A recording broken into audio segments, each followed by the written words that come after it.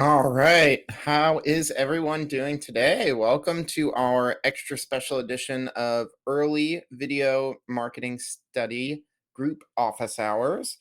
We normally host this at 4 o'clock in the afternoon, but today we're doing it just a little bit early because this is such a busy day filled with hug presentations for us here at Nextiny. Um, Go ahead and tell us in the chat where you guys are here from, what company you are with, and if you have any experience with video, and just please feel free to introduce yourself. If you may have been to any of these before, you might notice that our other host, Aaron Oberdick, is not here today. He is on a bit of a vacation, much deserved. So I will be your host, Corey Christian. I am a multimedia marketer here at Nextiny. And what that means is that I do kind of all things video, but also just kind of creative graphic assets and just kind of lend a hand wherever I can. So let's go ahead and kind of get into things here. Just kind of to do some housekeeping and just general stuff. We are talking about the HubSpot video marketing study group here. If you guys have any additional questions or if you would like to engage with us, this is a great place to become a member, and you can put posts on there. You'll get community feedback. We're always monitoring it to kind of lend a hand wherever we can as well. So definitely sign up for that if you have not already. And while you're at it, make sure to register for our next Hug event. This is going to be out in October, so it's a little bit far out still. But if you've done any of our other Hug events this year, we've done pre-production and production. So this is our post-production event where we'll be talking about editing platforms, where to host your videos, and how to measure your success. So kind of the whole post-production pipeline there, just to wrap up our series for the year. If you would like some additional learning, they are opportunities to take a spot in our boot camp for video marketing, sales, and service. So this is basically a little bit more of a deep dive if you're looking to really take a more aimed approach at this. It is a 6-week course, and it allows you to become part of a group that really builds with each other to kind of learn, and we can tailor things to the members of the group, and we give feedback and various kind of one-on-one um, advice as well, which is great. Office hours agenda for today. So today is lighting equipment focus. So what kind of lighting gear do you need? Lighting tips and tricks we'll go over, and then a little bit of Q&A related to lighting. And then at the end, if there's any kind of questions in the chat, I will go through that and kind of just double check. But let's go ahead and get started here. Our recommended lighting equipment. So types of lights. Just kind of to briefly go over what options there are out there. I labeled kind of 3 of the most popular. There are other ones, of course. But these are 3 of the options that you see most commonly used in video. You have LED lighting, which is on the left over here. This is going to be one of the most popular types of lighting used right now because they are affordable. They are easy to use. They are cool in temperature, meaning they don't heat up. So you're not going to necessarily, be making your actor sweat under hot lights or anything like that. Which the middle one, the incandescent lights, those actually will heat your actors up a little bit. So the LED lights are really nice in that sense. They also are fully dimmable. A lot of them have, for example, color temperature variability, so you can warm or cool the lights based on your environment or what you're trying to match. The middle option here, this is incandescent. So in specific, this is a Fresnel light. You can tell that because of this middle ring there on the glass element. It's just like what they have in like lighthouses, for example. It helps to focus light. So these lights are powered with a normal incandescent light bulb. They are very high power in the case of, 650 or 1,000 or 2,000 watts. You can get very bright lighting this way. They are very harsh lighting. They tend to need a lot of modifiers. You want to add soft boxes or other kind of shoot through screens or things like that, just to kind of try and tone down some of that light sometimes. But these have been around for ages at this point. They're one of the earlier lights used in the industry, along with kind of like HMI style lights, which we won't go into a whole lot because they're kind of another kind of tier above this, but very similar in the sense that they're hot lights. So they will physically heat up your studio, your actors, your subjects, whether that's you or others. So they're not the best to use in that sense. Other options are available, including things like fluorescence. Um, Fluorescence were kind of the in between technology between LEDs and incandescence. Fluorescent lights are used all the time. They're really great if you're lighting, for example, a studio or a room. You can put them up in the ceilings. You can get nice quality colored lights. And you can utilize these, and those are great for that. But for the most part, the best option out of these three, and the one that I'm going to kind of recommend the most for you guys, is going to be LED lighting. It is very affordable. You can get them for, starting at like $10 for a little small one. So they are a really great option for just kind of general purpose lighting. So let's go into kind of some of the different levels of lighting gear, right? So this is what I would start as calling entry level gear. So the light on the left there, that is just a small, it's about the size of a credit card. They call it a card light. It's just an LED that you can put on top of, for example, your camera or on a little small stand. And it just helps provide just a tiny little bit of extra light just to kind of kick up you know, fill in some of the shadows that may be there. The option on the right here, I actually personally have one of these guys right here, and these things are super awesome. They provide a really nice kind of easy to use light. They do have kind of a screen over it there that's like frosted, you can see, so it tends to kind of soften the light just a little bit. But they are color temperature tunable. They are brightness dimmer. So and it has a built-in battery, and the thing will run for a few hours, depending on what brightness level you're setting it at. These are really great. I have used them many times, even in things like hurricanes or power outages. It's nice to just have a set of battery powered lights around that you can just use whenever you need. So those are awesome. They're, less than $100 for something like that. You can go as little as like $15 or so for the item on the left. So there are definitely a lot of these kind of really great options at this entry level for lighting equipment, right? Now, talking about mid-level lighting equipment, the option on the left over here, this is a ring light, as you may be able to see in the reflection of my glasses. I am currently using one. These are great. You can see on this one that it has a mount for a cell phone on it. So you can actually put your phone directly in the middle, and it gives you this really nice kind of circular reflection in your eyes. And it's just very nice and flattering light. They're kind of just diffused through that tube there. These are a really good kind of starting out. You want to get the light off of your camera. You want something on a stand, for example, or just something to kind of level up the lighting just a little bit.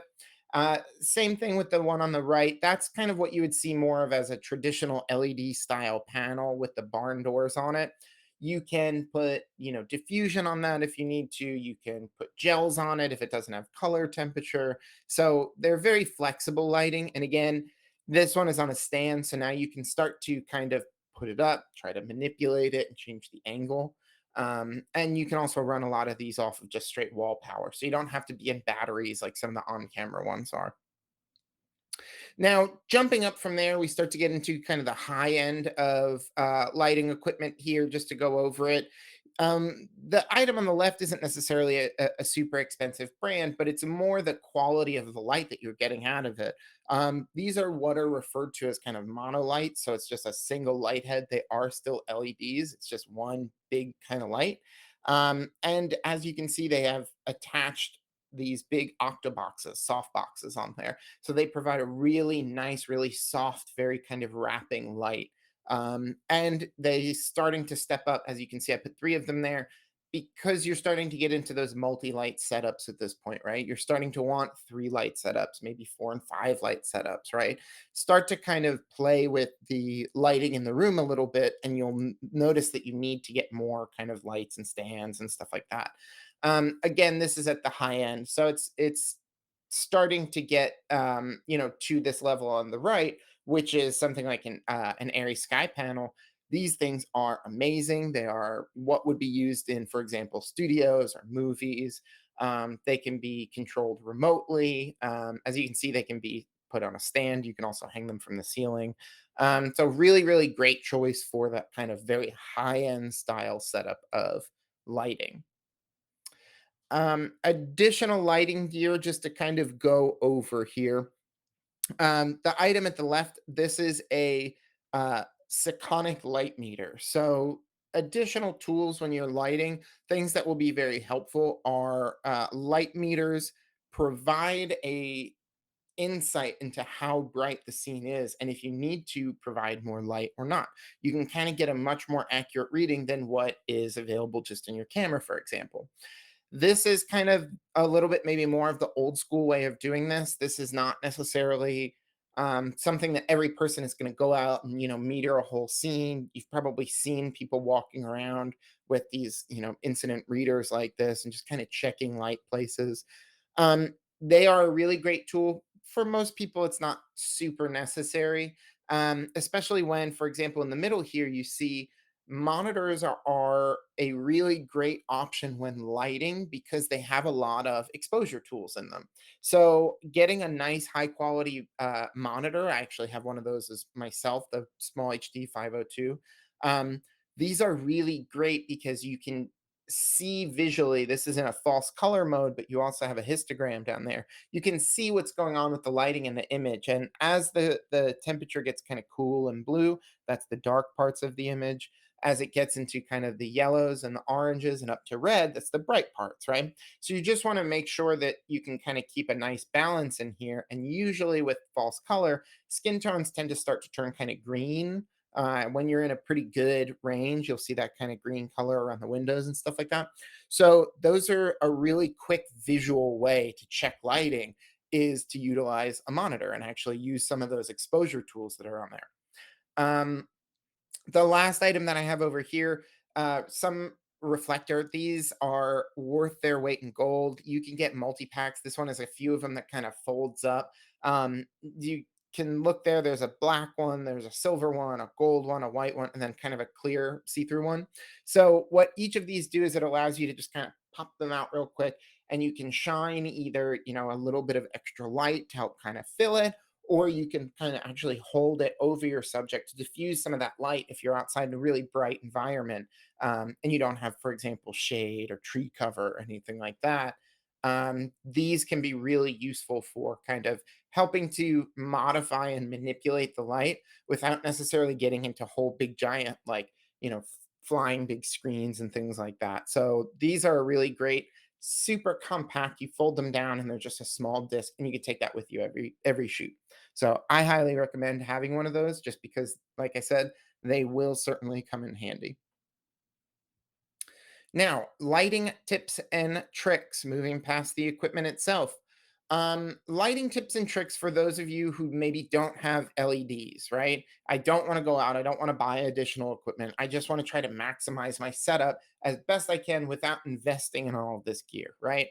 Great. I totally understand. There are many tricks that you can do to try to level up the quality of your lighting without having to go out and spend a bunch of money, right? So, first and foremost, use a window if it's available. If you have natural light is also a type of lighting, right? The sun is one of the most powerful light sources in our galaxy, right? So, I mean, it is the most. So, you can utilize those windows and actually get quite a lot of light in if you have nice sun coming in at certain times of day and things like that.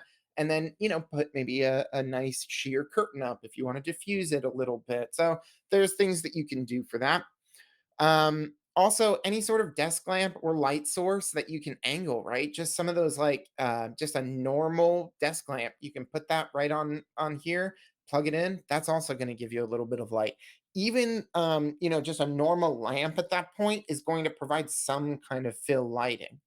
Uh, you can always soften light using diffusers, right? So things like shower curtains, clear kind of shower curtains you can use. You can use bed sheets. You could use paper, anything that just will kind of try to cut down on the light just a little bit and shine it through a larger surface will allow it to diffuse a lot more, and it'll look a lot softer and a lot nicer.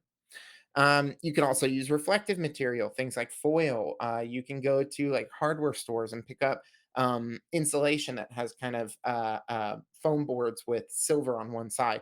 You can use those to kind of angle light a little bit more. Also, color diffusers. You can use gels, for example, or colored pieces of paper again to help to try to make the lights a little bit more tuned to other items in the frame. For example, if I have the sun coming in and it's nice and clean white, I don't want my light from over here to be necessarily too warm or anything. So I could try to balance those light temperatures out to try to make a more complementary lighting scheme. Now, different types of lighting with video, there are, a lot of kind of different things to go over in terms of how many types of lighting there are. There are tons, hint, hint. The biggest one I'm going to talk about right now is just a 3-point lighting technique. So it's easy to say you need a key light, a fill light, and a backlight. 3 lights, great. Um, this picture is really great at actually illustrating this, right? So if you see the image, it is facing an object. The object is your subject, right? I am facing the camera. You would have a key light that is providing the most amount of light on your subject. Your fill light will just be helping to kind of cover in any shadows and making sure it doesn't get too dark on the other side of their face. And then a backlight provides separation from your backdrop. So it helps to kind of just give that little bit of a hair light so that you can tell that they are not part of that backdrop. They are purposely lit. Um, that's as simple as it is. You don't necessarily need to have 3 lights to do a 3-light setup. I can have, and for example, in my setup, this is exactly what I'm doing. I have a ring light over here, I have a window over here, and I have just the room lights behind me. That is a 3-point lighting setup because I have 3 separate sources, right? Now, hard light versus soft light. This kind of goes back to the types of lights. It is a little harder to get a harsh LED source. There are some that have reflectors and things like that to do it, but typically LEDs tend to be very soft. Hard lights are those tungsten lights, those normal kind of bulbed lights. Those will provide a much harsher light if you're looking for that effect. It tends to be very dramatic. It tends to be a little bit more used for things like cinema and not so much just kind of generic marketing videos or kind of general content, even. So the soft light is much better for that. You also have the concept of a spotlight or a very spread light. Spotlighting helps to, again, kind of harshen the light down. You can also spread that light beam out. So even, for example, on like those airy lights, there is an adjustment where you can slide the bulb back and forth, and it will actually create the spot when spread effect in the light itself. So that's a very kind of fun feature. You can also utilize things like soft boxes or those big octa boxes, for example, to help spread the light out just a little bit more.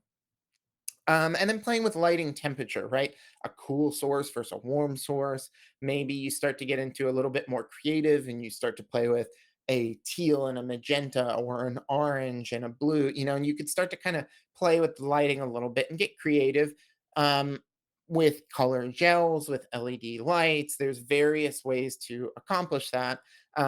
But you can also just utilize it for matching tones, right? So if I want my skin tone to look nice under, window lighting, I make sure that those 2 lights match and it's not conflicting with one another, right? Alrighty, so we are going to get into some video bootcamp questions real quick. I have just a few of them that I have pulled out just for us to kind of go over real quickly.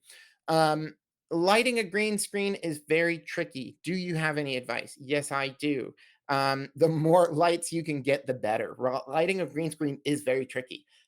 What you need to try to do is you need to try to eliminate as much of your shadow on the backdrop as possible. The easiest way to do that is to separate the distance from your subject, you, to that backdrop, the green screen. Um, if that's not possible, you kind of make what you can do out of it. It tends to be helpful to have a lot of space to do this, but sometimes offices aren't, conducive to these kind of things. So just try to get yourself as far from that backdrop as possible. Um, Also, make sure that it's lit as much as possible, right? Usually, instead of doing a 3 light setup, maybe I'll do a 5 light setup. I'll do a 3 light setup on my subject, and then I have 2 lights just pointing at the green screen to make sure that that is nice and even. That will help when you get into post production to remove that green screen. Um, you can also try to turn your camera vertical for filming in green screen. I'm not a super fan of using it for most cases, but this is a time where, for VFX work, a vertical image, if you can fill your subject really efficiently in the vertical frame, you will maximize the resolution that you're filming in, and that will allow you to pull a much cleaner key, and then you can just adjust the scaling of your subject later.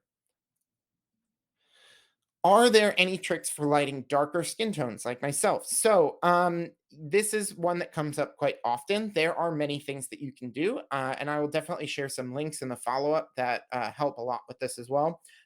Warmer skin tone, warmer lights tend to be better for darker skin tones. So, definitely, if you're using color temperature lights, try to warm them up as opposed to going cooler.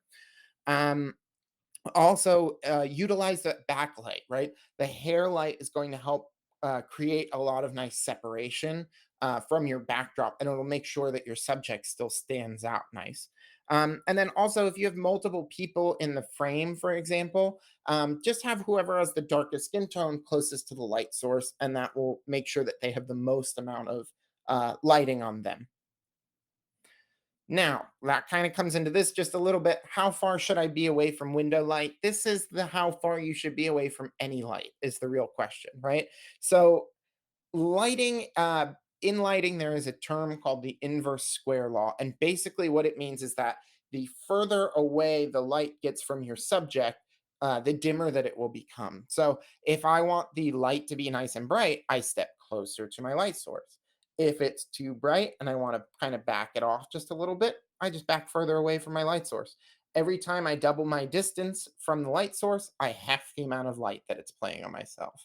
So, don't have to worry about kind of the math side of things, but it basically, like I said, as you move away from that light source, you'll notice you're starting to lose lighting on yourself. So just kind of stay as close to the lights as possible to get the best exposure without, blowing yourself out or getting any of the, super white highlights that may come with that. If you guys have any more questions at all, definitely feel free to jump into the video marketing study group. We have over 1,000 members. There are plenty of people here to help you out. I myself and Aaron go through here all the time. So if you have any questions, certainly join us there. And thank you guys very much for joining us.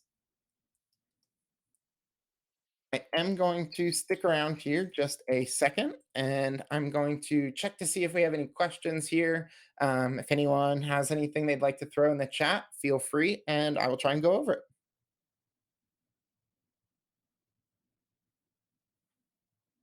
Nice. Thank you guys. Wrapped up just a little early here. So if anyone, like I said, if anyone has any questions, if you'd like to turn your camera on and ask, feel free. Otherwise, I hope you guys have a great day. And yeah, look out for our follow up email, and I will have plenty of links and the recording as well as the presentation from today.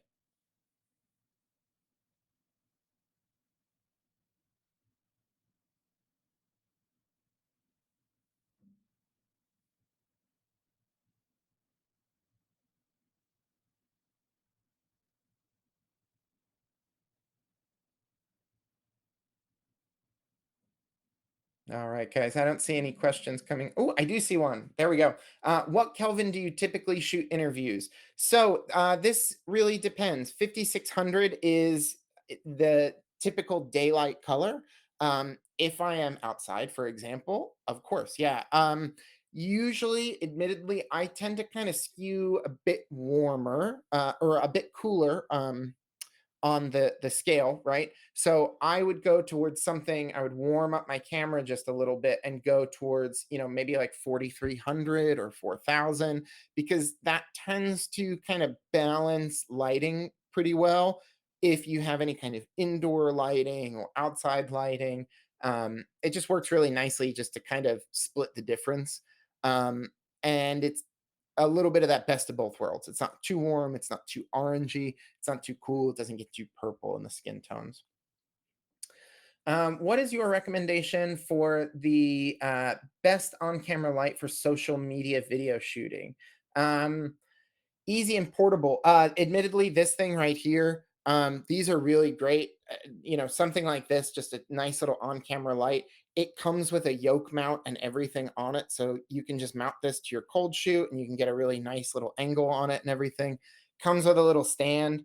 And I think they're like $70 or so. I can throw one of the product links in it. I mean, I personally use it, and I'm not like, sponsored or anything from it, but I think that they're really great options. And things like that, again, they can be really easily just kind of drop places. So you get two or three of them and you can kind of just put them around a room. They come with stands, they come with a little bag. So it's a there's tons of other options that are available out there, but if you're just looking for just a couple things just to kind of help or throw it on the camera and just kind of level up that quality just a little. These are great. I really like the fact that it has this kind of yoke thing on it, so I can angle my light a little bit more towards my subject. Specifically, if I'm on like a tripod or something, I can really try to angle it away from my subject just a little bit more.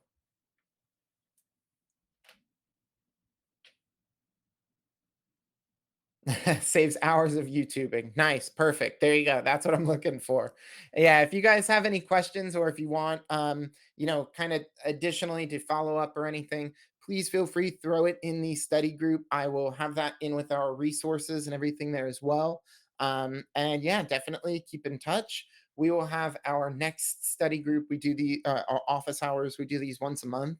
And then our next hug again is in October. We also do a Sarasota hug. We had one today. That one usually is just about kind of HubSpot and kind of back end things. And then we also have our CMS for marketers, which is more kind of CMS focused. That one is going to be in about 2 hours today. So if anyone wants to learn about CMS, hop over there as well. I am going to go ahead and head on out of here. Thank you guys so much for joining us. And I hope that you guys have a great day. Feel free, like I said, to join us in the study group.